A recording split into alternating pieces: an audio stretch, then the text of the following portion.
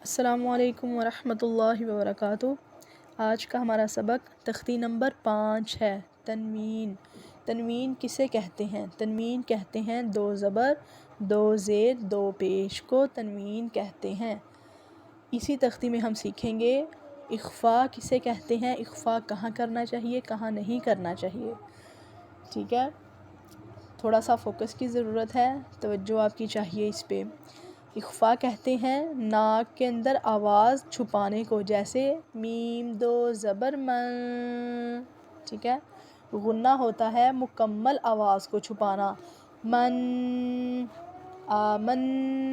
ٹھیک ہے، نون مشدد ہو، میم مشدد ہو، اس کے اوپر غنہ ہوتا ہے۔ دو زبر، دو زیر، دو پیش، یعنی تنوین کے اوپر اخفا کرنا ہے اور کرنا ہے من۔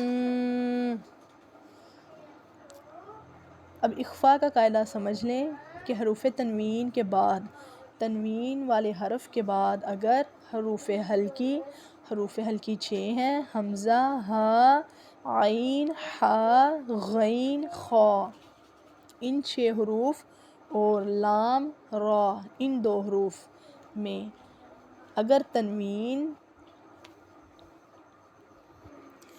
کے بعد اگر ان حروفوں میں سے کوئی حرف آ جائے تو اخفا بھی نہیں ہوگا۔ ٹھیک ہے، میں نے آپ کو بتایا تھا محمدن عبدہ۔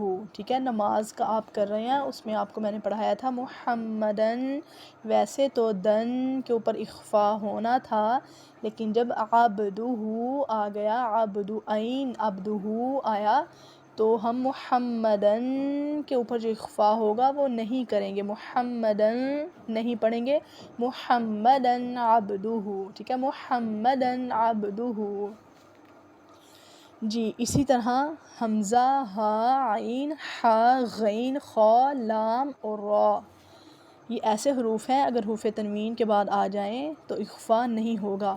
اپنی تختی شروع کرتے ہیں اور ساتھ ساتھ انشاءاللہ اس کی کچھ باتیں سمجھتے جائیں گے۔ میم دو زبر من، میم دو زیر من، میم دو پیش من، من، من، من، با دو زبر بن، با دو زیر بن، با دو پیش بن، بن، بن، بن،